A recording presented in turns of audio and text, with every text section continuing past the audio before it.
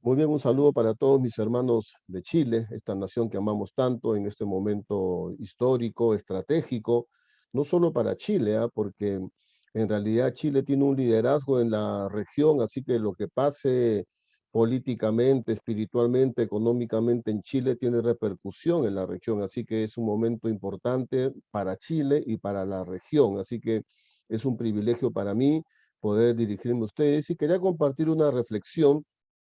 Acabo de llegar de una gira por algunos países de Europa y más o menos la narrativa, la manera como hablaban los pastores latinos sobre todo, era que la gente no quiere saber nada del evangelio, que la gente no tiene ningún interés en las cosas espirituales, que es difícil predicar, que es difícil hacer iglesia, porque la gente en realidad no tiene ningún interés. Entonces están enfrentando un mundo adverso y obviamente estamos enfrentando un mundo adverso. Pero mi pregunta es, ¿la iglesia del primer siglo enfrentó un mundo adverso también? La iglesia del segundo siglo enfrentó un mundo adverso, la iglesia del siglo III, el siglo IV, el siglo V, VI, VII, enfrentaron un mundo adverso y en realidad la iglesia siempre ha enfrentado un mundo adverso, nunca ha sido fácil hacer iglesia. Y obviamente estamos viviendo un tiempo especial, cada generación tiene sus propias características, sus propios desafíos, pero la historia es cíclica, no es lineal, siempre hay ciclos que se repiten. Y estaba reflexionando sobre la primera persecución que empezó en capítulo 4 de Hechos de la iglesia, esta poderosa que empezó, era el inicio de la iglesia, pero vemos que hay muchas similitudes en el tiempo que nos toca a nosotros vivir en esta época posmoderna.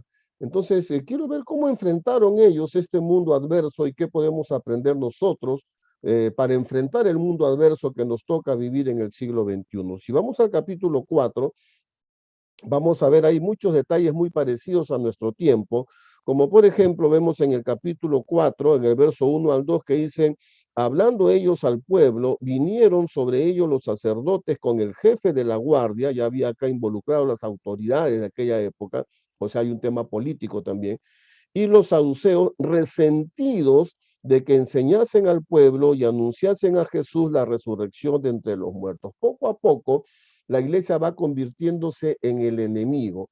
En este tiempo donde se aprueban leyes antifamilia, antivida, en estos tiempos de libertinaje legal, legalizado, la iglesia se convierte en el enemigo. Ya un funcionario de la ONU ha dicho que el principal enemigo de los derechos humanos son los cristianos, es la iglesia. Claro, ellos entienden como derechos humanos a aborto, matrimonio gay, eutanasia y cosas como esas, pero en realidad nosotros podemos ver que estas leyes son anti Dios. Entonces, como nos oponemos, nos convertimos en el enemigo. Poco a poco, la iglesia se va convirtiendo en el enemigo. Segundo, vemos en el verso 9 que decía así, puesto que hoy se os interroga acerca del beneficio hecho a un hombre enfermo, de qué manera éste haya sido sanado. Había ocurrido una sanidad, pero el sistema religioso, político, los medios, digamos, de aquella época, no veían el beneficio, sino que simplemente veían a la iglesia como un enemigo, como un ente perturbador, ¿no? Actualmente los medios de comunicación, los políticos, simplemente ven a la iglesia como los ignorantes, como los homofóbicos, como los retrógrados, y no ven los beneficios de la iglesia para la comunidad, para el país. La gente no habla, los medios de comunicación no hablan de los orfelinatos, de los hogares para madres maltratadas, de los centros de rehabilitación para drogadictos, de los centros de restauración familiar, de las comidas, comedores que se dan como obra social de la iglesia, de esos beneficios no hablan, simplemente hablan de la iglesia como un enemigo, ¿no? Otra característica que tiene que ver mucho con nuestro tiempo es que hay un sistema que presiona poco a poco a la iglesia. Dice en el verso 17, capítulo 4, igual de Hechos, dice, sin embargo, para que no se divulgue más entre el pueblo, amenacémosle. Amenacémosle para que no hablen de aquí en adelante. Es decir, el sistema amenaza, presiona, por eso es que es una lucha espiritual, pero también es una lucha política, ciudadana, cívica. ¿Por qué? Porque ¿cómo presionan? A través de leyes. a través de un sistema de leyes que poco a poco va acorralando a la iglesia de tal forma que la iglesia ya no puede hablar libremente de lo que le enseña la Biblia porque ya somos pues discriminadores, porque estamos usando un lenguaje de odio, ¿no? Eh, el sistema lo que quiere en realidad es callarnos. Eso es lo que quiere el sistema. Dice en el verso 18, y llamándolos les intimaron que en ninguna manera hablasen ni enseñasen en el nombre de Jesús. Y llamándole les intimaron que en ninguna manera hablasen ni enseñasen en el nombre de Jesús. Hechos 4:18.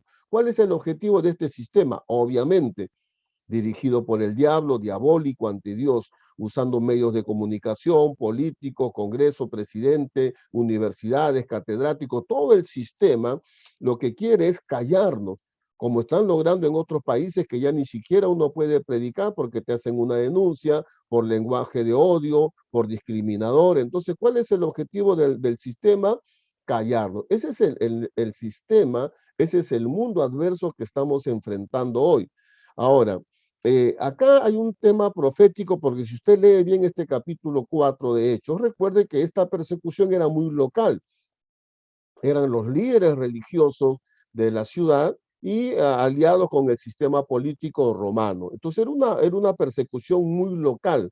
Pero ¿qué dice en el verso 26 y 27? Haciendo mención a un pasaje del Antiguo Testamento, de un salmo, o sea, es profético porque eso no ocurrió en Hechos 4. Dice Hechos 4, 26 y 27, dice, se reunieron los reyes de la tierra y los príncipes se juntaron en uno contra el Señor y contra su Cristo. Se reunieron los reyes de la tierra. En este momento de Hechos 4 no se habían reunido los reyes de la tierra. Era una persecución local, instigada por los líderes religiosos de Jerusalén y por el poder político de aquella época. No era una confrontación mundial o no era una alianza mundial, pero ahora sí. Por eso que yo creo que este texto es profético, porque en ese momento de Hechos 4 no fue así, fue una persecución local. Pero aquí habla que se reunieron los reyes de la tierra y los príncipes se juntaron contra el Señor Jesucristo. Eso sí está ocurriendo ahora. Ahora hay una alianza mundial. Ahora la ONU, la OEA, la OMS, organismos mundiales, empiezan a presionar a los países para tomar leyes, para decretar leyes antivida, antidios, y obviamente los enemigos son la iglesia. Y ya esto ya no es una cuestión local, esto es una cuestión global. Lo que estamos pasando ahora, los desafíos, son desafíos globales porque estamos en un mundo global.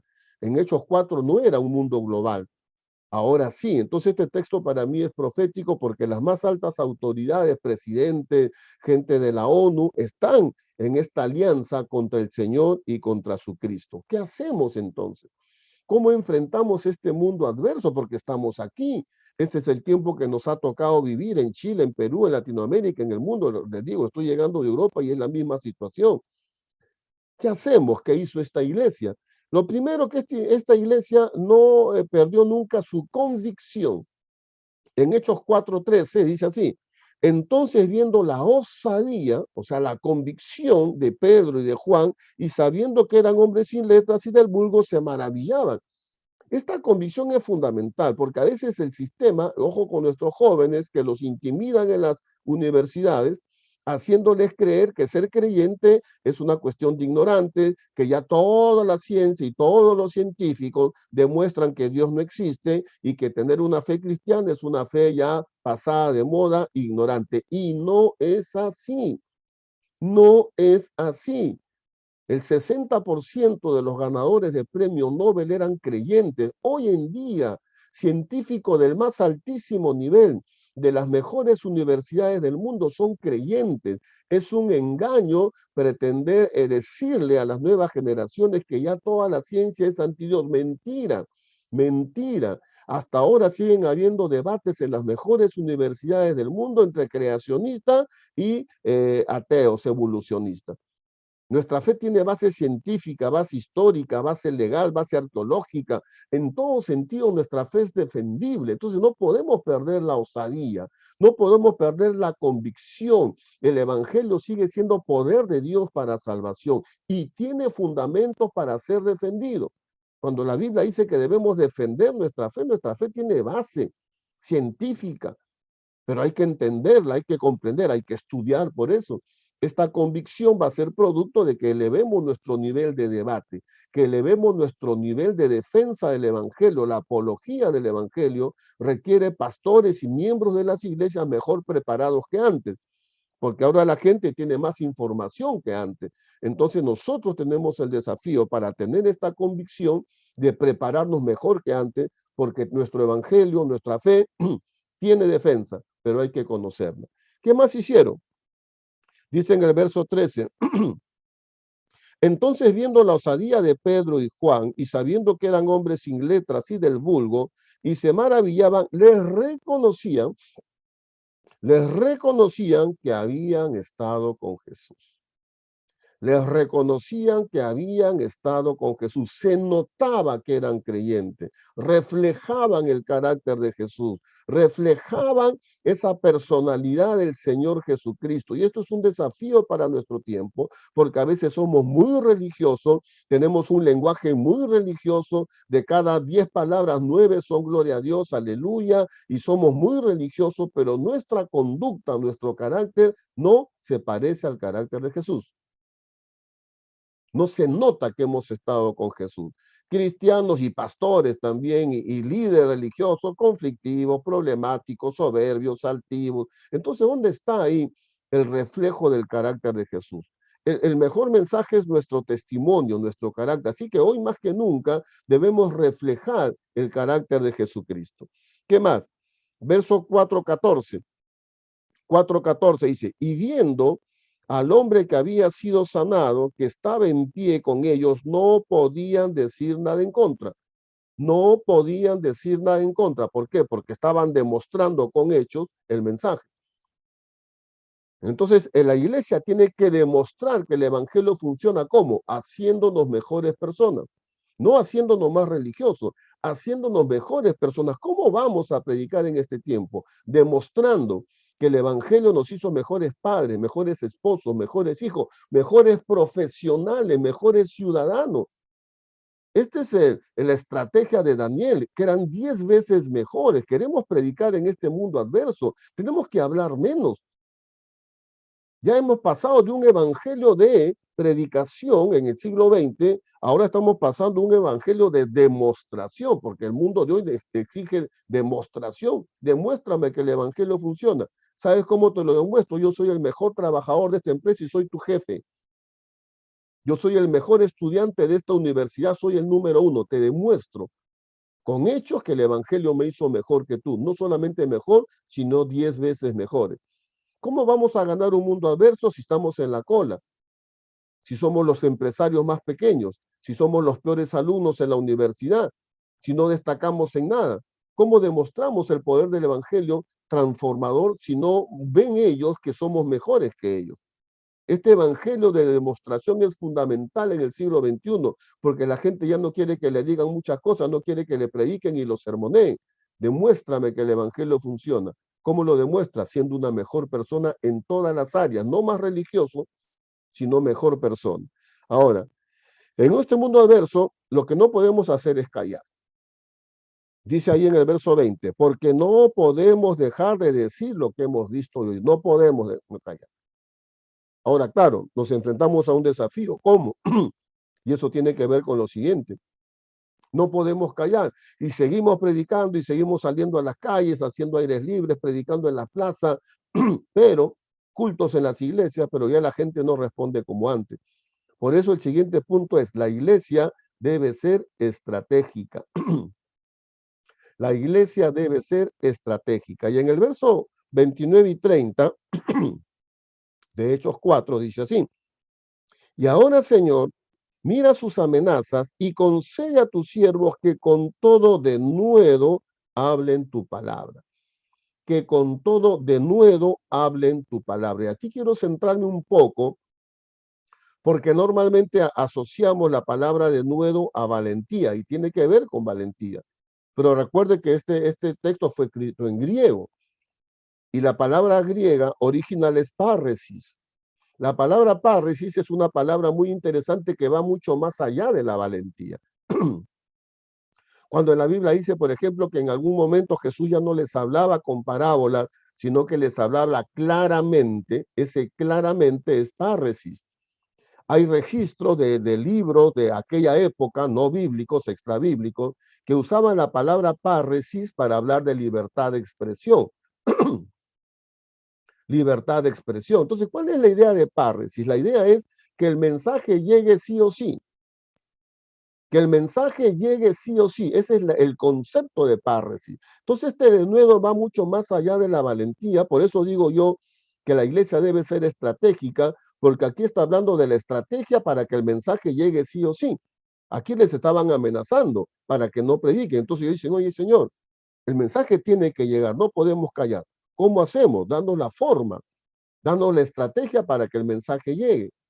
Y ese es nuestro desafío, porque estamos en una generación donde tenemos que hablarle de Dios a gente que no quiere escuchar de Dios. Tenemos que predicar el Evangelio a gente que no quiere que le prediquen el Evangelio. Tenemos que hablarle de salvación a gente que no quiere escuchar de la salvación. Pero el mensaje tiene que llegar sí o sí. Para eso necesitamos estrategia. ¿Cómo llegamos a gente que no quiere escuchar de Dios? Porque tenemos que predicarles. Y como dice una parábola, fuérzalo central. ¿Se acuerdan la parábola? Nadie quería ir a la invitación. Bueno, fuérzalo. ¿Cómo forzamos a esta generación? Entonces aquí viene la parte estratégica. Si vamos a la Biblia, pues los apóstoles iban a los pozos, como Jesús mismo. ¿Y por qué iban a predicar un pozo? Porque en el pozo estaba la gente sacando agua. ¿Por qué iban a los ríos? Porque en los ríos estaba la gente lavando su ropa, había gente. ¿Por qué iban a la sinagoga? Porque en la sinagoga había gente. ¿Por qué Pablo iba al Areópago? Porque en el Areópago había gente escuchando. Entonces, iban donde la gente estaba. Entonces, la pregunta es hoy en día, ¿dónde está la gente? Ya no están en los pozos, ya no están en los ríos, ya no están en el Areópago. ¿Dónde está la gente? En las redes sociales, en la internet. Ah, sí, pastor, nosotros estamos llegando al internet, estamos haciendo, ¿qué cosa? Transmitiendo nuestros cultos. Pregunta, ¿quién ve entonces esas transmisiones? ¿A quién estamos llegando? Este es un fenómeno mundial, ¿eh? Iglesias que tienen 10.000 miembros en la transmisión de sus cultos no llegan ni a 1.000. Mega iglesias que en su transmisión no llegan ni a 1.000 personas. Es decir, ni los propios miembros están viendo la transmisión. ¿A quién estamos llegando? Menos pensar en los inconversos. ¿Cómo hacemos? Hace poco nosotros como iglesia hemos hecho la primera campaña evangelística masiva online. Obviamente tuvimos que cambiar toda la estrategia. Para empezar, el evento no lo organizó la iglesia, lo organizó mi empresa de coaching. Porque si hago una publicidad de la iglesia Misión Cristiana Vive, te invita a ti y a tu familia a una cruzada de milagros, una campaña evangelística de sanidad, no van a venir, pues, porque la gente no quiere oír de Dios. Tuvimos que hablar de herramientas de coaching para manejar el estrés y la ansiedad. ¿Quién lo organiza? Coaching y creatividad, mi empresa. Hay que forzarlos a entrar. Como hay una plaga de ansiedad y estrés, entró mucha gente al taller gratuito. La mitad, más de la mitad, hicieron una oración recibiendo a Jesucristo. Una persona vino al culto el siguiente domingo. Iniciamos un curso de discipulado con gente que se inscribió al curso. Todos son inconversos.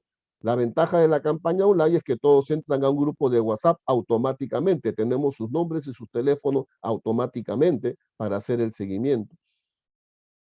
Les estoy compartiendo lo que nosotros hemos hecho, pero hay muchas cosas más que se pueden hacer, que cada iglesia tendrá que descubrir, pero ese de nuevo tiene que ver cómo predicamos a gente que no quiere que le prediquen. Para eso necesitamos una estrategia diferente, porque si no, no vamos a llegar a impactar este mundo que es adverso. Entonces, esta iglesia predicó a un mundo adverso igual que nosotros. Y en el verso 29 y 30 dice, ahora Señor, mira sus amenazas y concede a tu siervo que con todo denuedo hablen tu palabra, mientras extiendes tu mano para que se hagan sanidades y señales y prodigios mediante el nombre de tu santo Hijo Jesucristo. Ahí está el equilibrio. Estrategia, sí, pero poder de Dios. No vale ninguna estrategia si el poder de Dios no se manifiesta. Entonces aquí vemos las dos partes de la balanza.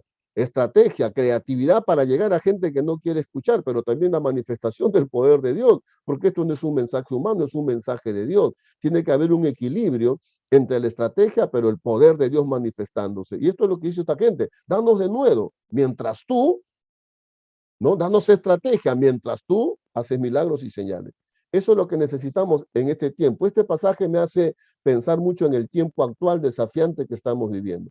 Ahora, si usted sigue leyendo el pasaje, va a ver que al final se convirtieron 5,000 personas. Es decir, siempre hay pueblo. Quitémonos esa idea de que nadie quiere recibir al Señor, nadie quiere conocer al Señor, nadie quiere ser salvo. No, siempre hay pueblo, siempre, siempre hay un pueblo, siempre hay un remanente, siempre habrá 7,000 que no doblen sus rodillas ante Baal. Nuestro desafío es ser estratégicos, demostrar el poder de Dios, pero tenemos que seguir haciendo la obra en este mundo que nos toca, que es un mundo adverso. Pero la iglesia siempre enfrentó un mundo adverso, nunca fue fácil, pero el mayor es el que esté en nosotros que el que está en el mundo. Así que peleemos, peleemos en lo espiritual, peleemos en lo político también, porque las leyes salen del área política. Esas leyes que nos quieren amedrentar, que quieren impedir que prediquemos, salen de la esfera política. Así que también hay una lucha política. Así que mis amados hermanos, que Dios me lo bendiga, que esta iglesia chilena siga siendo esa iglesia influyente para toda la región, que ustedes hagan lo que tengan que hacer para que el Señor derrame su bendición sobre este hermoso país. Y permítame terminar orando por ustedes. Padre, en el nombre de Jesús, te doy gloria y honra. Bendito sea tu nombre por siempre, Señor. Gracias por esta iglesia chilena que se decide a orar, a hacer vigilia por su nación. Oramos, Señor, para que tú, Señor, hagas retroceder a tus enemigos. Huyan delante de ti los que aborrecen tu presencia, aquellos que quieren llegar al poder político para, Señor, ir en contra de tus principios, ir en contra de la vida, en contra de la familia. Oramos, Señor, para que estas maquinaciones diabólicas, espirituales, que se manifiestan en lo político, para controlar nuestras naciones, caigan por tierra en el nombre de Jesús de Nazaret. Y esta semana que hay elecciones en Chile, tú dirijas al pueblo chileno para votar dirigidos por ti, Señor, para que esta nación tenga un tiempo de prosperidad, de estabilidad social, política, económica, y que la palabra pueda correr, Señor, como nunca antes, para que esta influencia llegue a toda la región, a todos los países vecinos. Bendigo a la nación chilena, bendigo al pueblo chileno, bendigo a los pastores y a la iglesia, que hagan lo que tienen que hacer para impactar un mundo que nos es adverso, sabiendo que mayor es el que está en nosotros que el que está en el mundo. Gracias, Señor, por lo que tú vas a hacer. Te damos gloria y honra en el nombre de Jesús. Amén y amén. Dios me los bendiga. Hermanos, un privilegio estar con ustedes. Seguramente nos veremos en una próxima oportunidad. Un fuerte abrazo desde Lima, Perú. Fue el pastor Sandro Mariluz, pastor de la Misión Cristiana Vive. Hasta la próxima.